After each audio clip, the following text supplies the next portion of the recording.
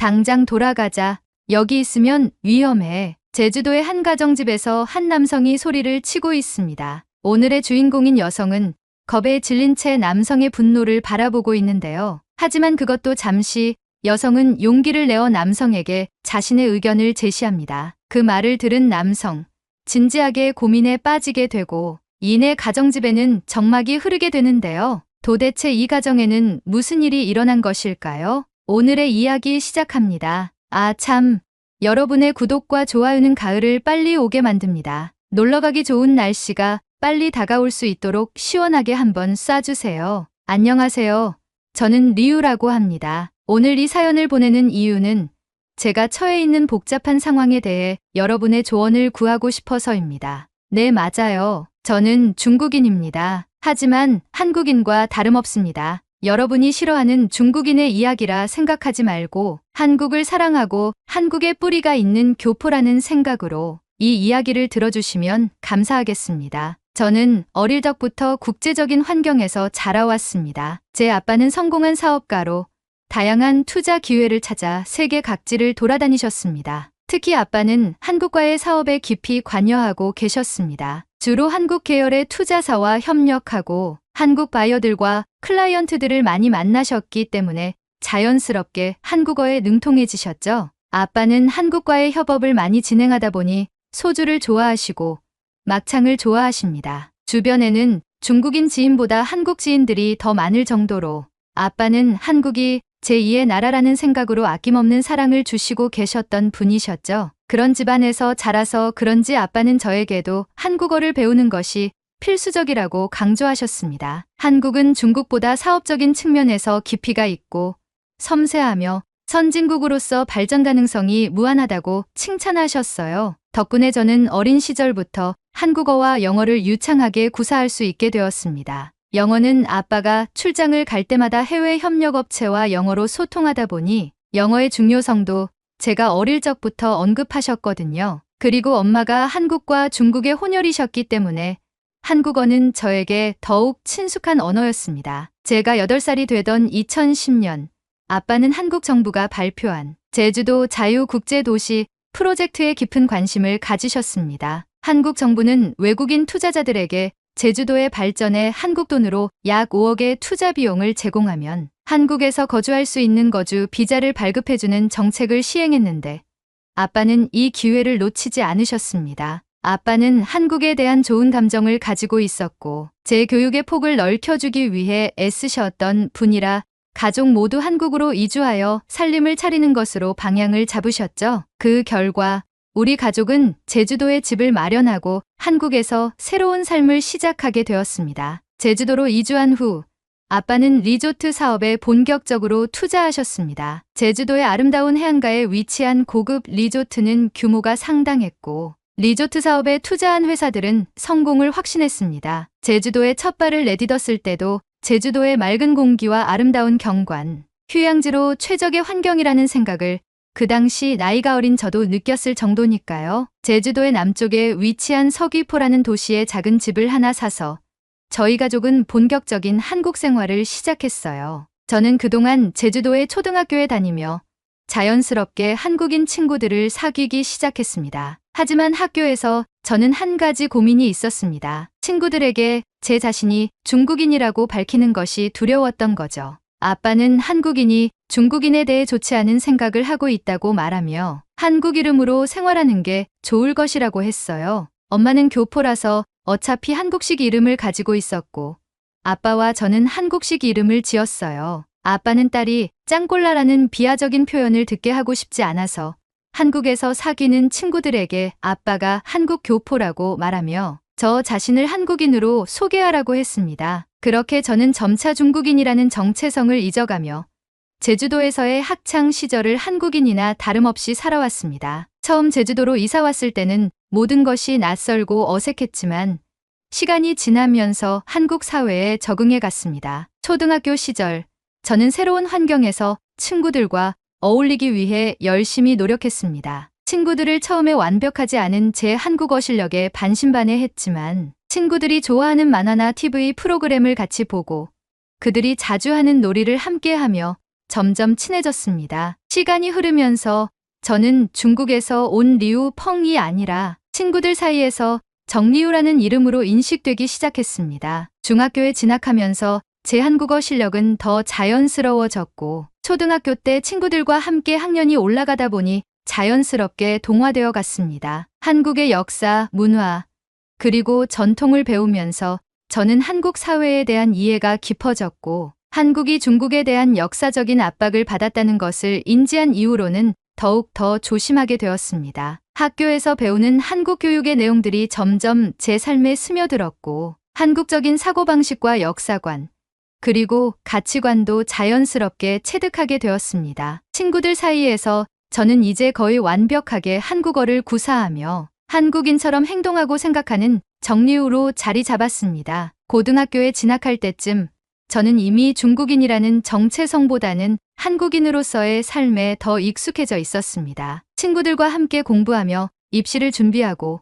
같이 떡볶이를 먹으며 수다를 떨고 한국의 화장품으로 한국식 메이크업을 공유하고 학업 스트레스까지 공유하다 보니 한국의 입시생들과 다름없는 공감대를 형성하게 되었죠. 친구들이 저를 중국에서 온 리우 펑이라고 생각조차 할 수 없고 저도 제가 중국에서 왔다는 사실도 잊고 살아가고 있었습니다. 오히려 저는 그들과 동일한 목표와 꿈을 공유하며 같은 미래를 향해 나아가고 있다는 생각까지 들었습니다. 그리고 제가 제주도에 처음 왔을 때부터 아빠와 엄마는 제가 중국인이라는 것을 잊지 않게 하기 위해 중국 문화와 언어를 유지하려고 노력하셨지만 저는 점점 한국적인 생활 방식에 더 익숙해졌고 부모님도 어느 순간 한국의 학생을 둔 한국 부모님으로 바뀌어가고 있었죠. 엄마는 제가 한국에서의 삶에 잘 적응하는 모습을 보며 안심하셨지만 아빠는 가끔 제가 중국어를 사용할 때 어려움을 겪는 모습을 보며 걱정하셨습니다. 가끔 아빠는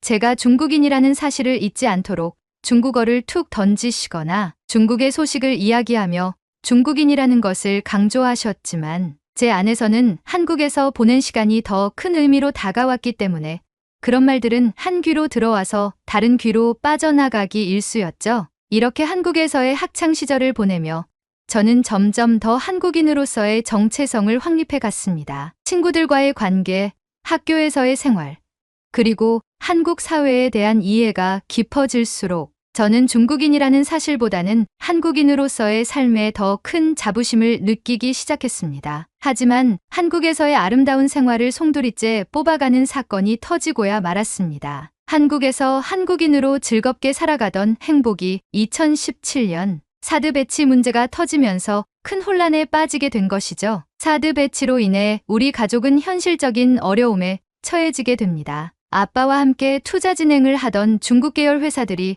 모두 투자에서 빠지고 중국의 반한 감정이 돌기 시작했죠. 심지어 한국에 거주하는 중국인들에게까지 화살이 돌아가기 시작했어요. 다행히 우리 가족은 잘 숨기고 살아오긴 했지만 집에서는 항상 긴장감이 감돌았습니다. 아빠는 갑작스럽게 돌아가는 이 상황에 굉장히 분노하셨습니다. 중국 정부가 이것을 진지하게 받아들였다고 하며 우리 가족이 어려워졌다고 했습니다. 아빠는 제주도에 진행 중인 리조트 사업이 중국 정부 때문에 취소되었다고 했습니다. 투자금 회수도 어려워지고 사업은 장기간 중지될 거라고 했죠. 엄마는 아빠를 달래며 어떻게든 살아보자고 하시며 방법을 강구했어요. 아빠는 제게도 타격을 주지 말아야겠다는 생각을 했는지 아무 일 없을 거라며 저를 안심시키셨어요. 하지만 저는 쉽사리 마음이 편해지지 않았어요. 아빠가 그 정도로 분노하는 모습을 처음 봤기 때문이었죠. 그리고 며칠 후 아빠는 제주도에 정착하기 위한 돈을 벌어오겠다고 하시며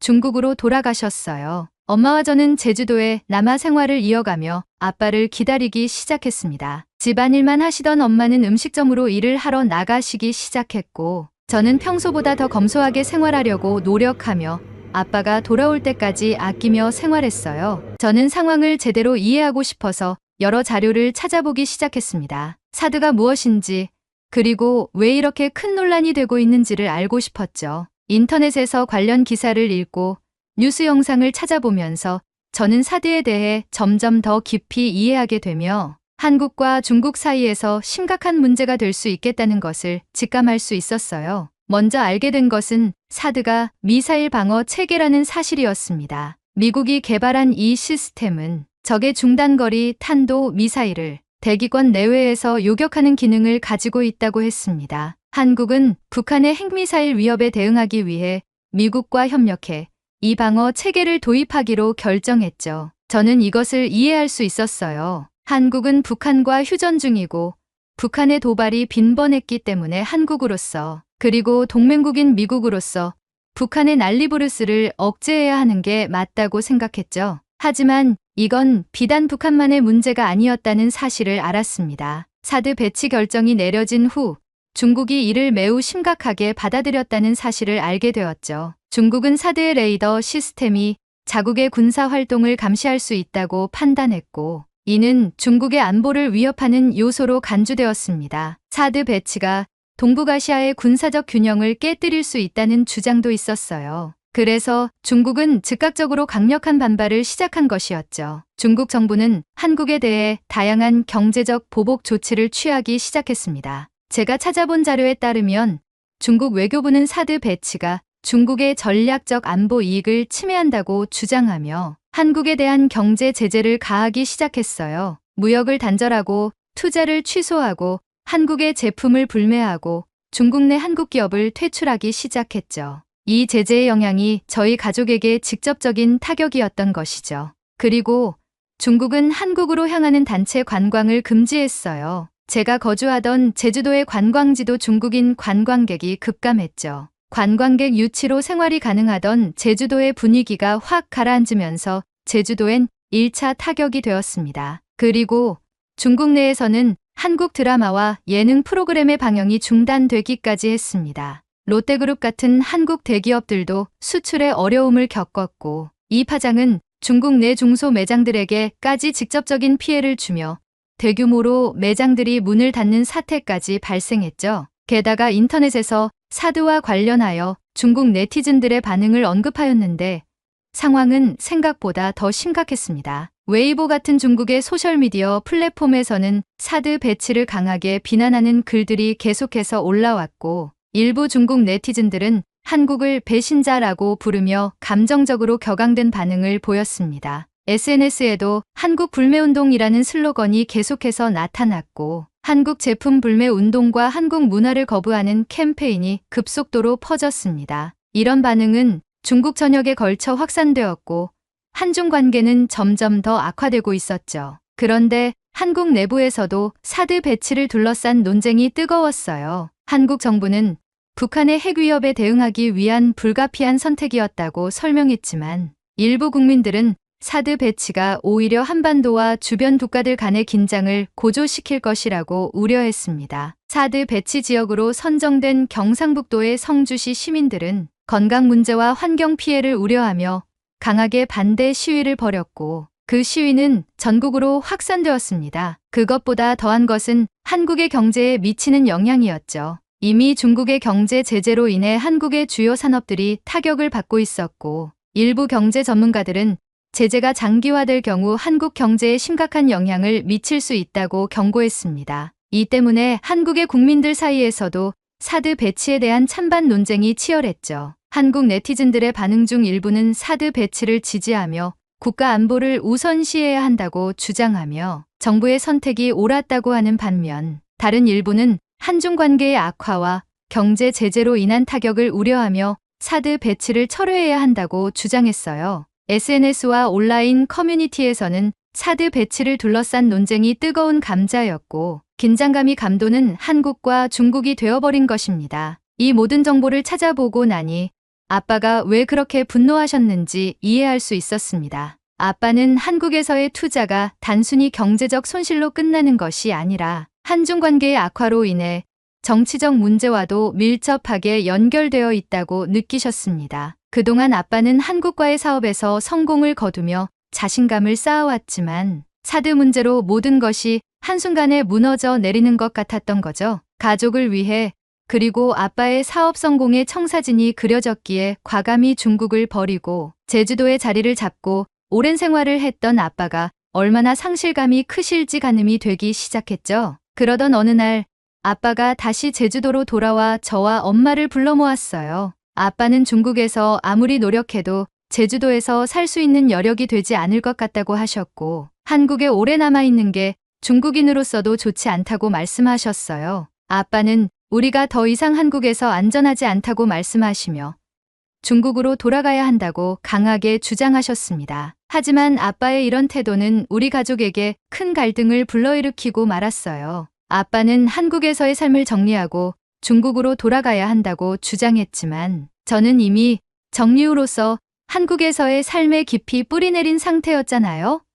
한국에서의 학교 생활, 친구들과의 관계, 그리고 제가 꿈꾸던 미래가 모두 이곳에 있었습니다. 그리고 중국에서의 삶은 오랜 기억에 묻어둔 지 오래고 설령 중국으로 돌아간다고 해도 온전한 제 인생을 살지 못할 것만 같았어요. 중국으로 돌아가는 것은 마치 제 자신을 잃는 것처럼 느껴졌습니다. 저는 아빠의 말을 듣다가 울먹이며 방에 들어가 문을 잠그고 한동안 눈물을 흘려야만 했어요. 그리고 그 이후 혼란 속에서 저는 매일 밤 잠을 이루지 못했습니다. 머릿속은 아빠의 말과 제가 한국에서 이룬 모든 것들 사이에서 끊임없이 갈등하고 있었습니다. 아빠와 마주칠 때마다 아빠는 제가 중국인이라는 사실을 잊지 말라고 하며 정신 차리라고 호통을 치셨고 점점 날선 목소리로 가족의 안정과 미래를 위해 중국으로 돌아가야 한다고 주장하셨습니다. 엄마는 저와 아빠 사이에서 이러지도 저러지도 못하며 혼란스러워 하셨고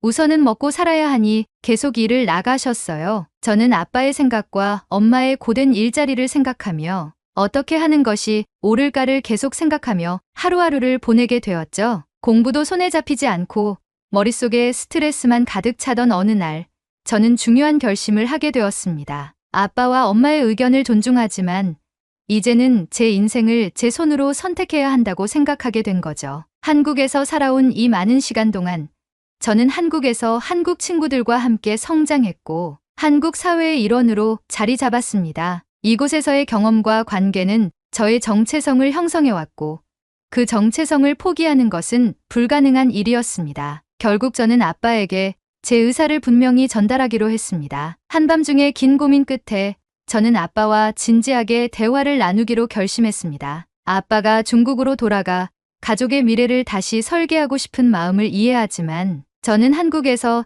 저의 삶을 계속 이어가고 싶다고 말씀드렸습니다. 저는 어릴 적부터 한국에서 자라서 한국에 뿌리를 둔 한국인으로 동화되어 왔고 이곳에서의 꿈과 목표를 포기하고 싶지 않다고 솔직하게 털어놓았습니다. 아빠는 처음에는 저의 결정을 받아들이기 힘들어 하셨습니다. 아빠에게는 제가 여전히 어린아이처럼 느껴졌을 테고 아빠가 바라보는 세상은 제가 이해하기 힘든 부분이 많다고 하시며 다시 저를 설득하셨죠. 하지만 저는 단호하게 말했어요. 한국에서 쌓아온 저의 삶과 정체성을 포기하는 것은 절대 할 수 없다고 말씀드렸습니다. 그 순간 아빠의 표정이 굳어졌지만 저는 아빠의 눈에서 처음으로 저를 진지하게 바라보는 듯한 느낌을 받았습니다. 긴 침묵이 흘렀습니다. 엄마는 조용히 옆에서 우리 대화를 지켜보셨고 결국 아빠는 한숨을 내쉬며 고개를 끄덕이셨습니다. 아빠는 제가 한국에서 계속 머물기를 원하지 않았지만 제 결정을 존중해주기로 하셨습니다. 그 대신 아빠는 제가 한국에서 혼자 지내는 동안 강해져야 한다고 그리고 가끔은 중국으로 돌아와 가족과 시간을 보내달라고 부탁하셨습니다. 이 대화 이후 저는 마음속에 큰 짐을 던 것 같은 기분이 들었어요. 비록 아빠와의 갈등이 완전히 해소된 것은 아니지만 저는 제 삶의 방향을 스스로 결정했다는 사실에 자부심을 느꼈죠. 한국에서의 삶을 이어가기로 한 이 결정이 어떤 결과를 가져올지는 몰랐지만 저는 제 길을 선택한 것을 후회하지 않았어요. 저는 홀로 제주도에 남게 되었고 부모님은 중국으로 돌아갔어요. 제주도의 집을 정리하고 저는 원룸을 하나 잡고 생활하며 홀로 밥을 챙겨 먹고 학교를 가며 입시 준비를 하였고 마침내 서울의 대학에 합격할 수 있었습니다. 아빠와 엄마는 절 축하해 주셨고 아빠는 제주도의 집을 청산한 후 열심히 일을 하시며 가정의 경제 회복에 노력하셔서인지 서울의 한 오피스텔 방을 매입하셔서 제게 주셨어요. 저는 아빠에게 감사함을 가지고 서울로 이사해 새로운 삶을 시작했죠. 서울의 모 대학에 경제학과로 입학한 저는 아빠의 사업과 투자에 대한 존경심을 가지고 아빠의 사업을 물려받겠다는 생각으로 공부에 매진하고 있습니다. 경제학은 저에게 무척 흥미로운 분야였고 가끔씩 주고받는 아빠와의 대화에서 영감을 받으며 더 깊이 공부하고 싶어졌습니다. 한국에서 경제를 배우는 것은 저에게 많은 도전이었지만 그만큼 보람도 컸습니다. 가끔 서울에서 혼자 지내는 것은 쉽지 않다는 것을 느꼈습니다. 부모님과 떨어져 있다는 사실이 가끔은 외로움을 느끼게 했고 때때로 힘들기도 했습니다. 친구들과 학교 생활을 마치고 집으로 돌아왔을 때의 정적은 저를 우울하게 했지만 그 밖에 한국에서의 삶은 저에게 너무나도 친숙했기 때문에 버텨야 한다는 생각을 하며 지냈습니다. 대학에서 친구들과 공부하며 학점을 우수하게 받기 위해 노력하고 학교 외적으로 다양한 사람들과 만나면서 제 꿈과 목표는 점점 더 구체화되어 갔습니다. 그리고 저는 한국이라는 곳에서 직장을 잡고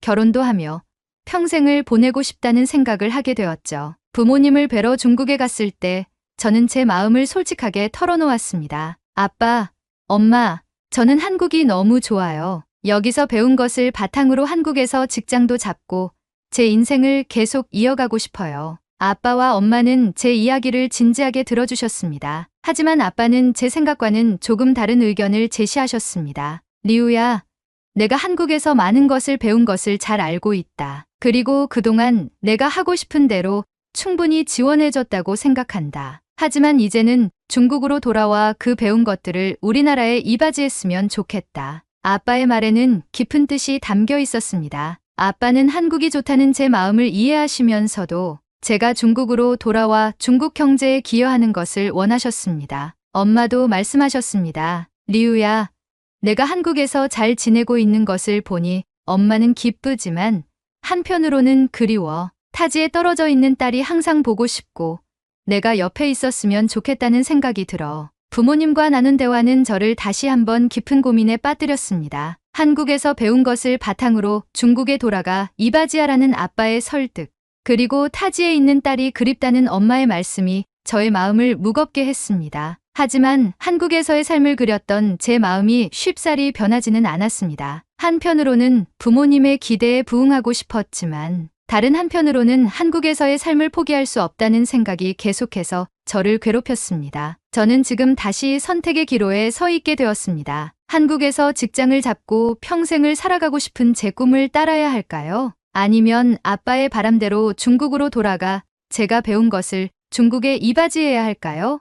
솔직히 중국으로 돌아가게 되면 지금보다 행복한 삶을 살 거라는 보장은 전혀 없을 것 같습니다. 그럼에도 부모님의 말에 따라 뿌리가 중국인 중국으로 돌아가야만 할까요? 제가 어떤 길을 선택해야 이 세상에 더 도움이 될지 여러분의 생각을 듣고 싶습니다. 솔직히 대다수가 중국인인 제가 싫어 중국으로 돌아가라고 할 것 같습니다. 하지만 한국에 동화되어 15년을 산 하나의 인간으로서 고민해 주셨으면 합니다. 다시 한번 말씀드리지만 저는 한국이 너무 좋고 이제 제 심신의 99.9%는 한국인이라는 것을 알아주셨으면 합니다. 제 이야기를 들어주셔서 감사합니다. 오늘의 이야기 어떠셨나요? 이 사연을 접하고 제주도에 있는 리조트들 중 중국 자본이 유입된 리조트를 검색해봤습니다. 큰 부지를 차지하고 있는 리조트가 공사를 멈추고 세계 자연유산인 제주도를 아프게 하고 있는 것 같습니다. 제주도는 우리 땅입니다. 제주도는 우리 땅이라고 생각하신다면 좋아요와 구독 부탁드리겠습니다. 그리고 사연의 주인공의 상황에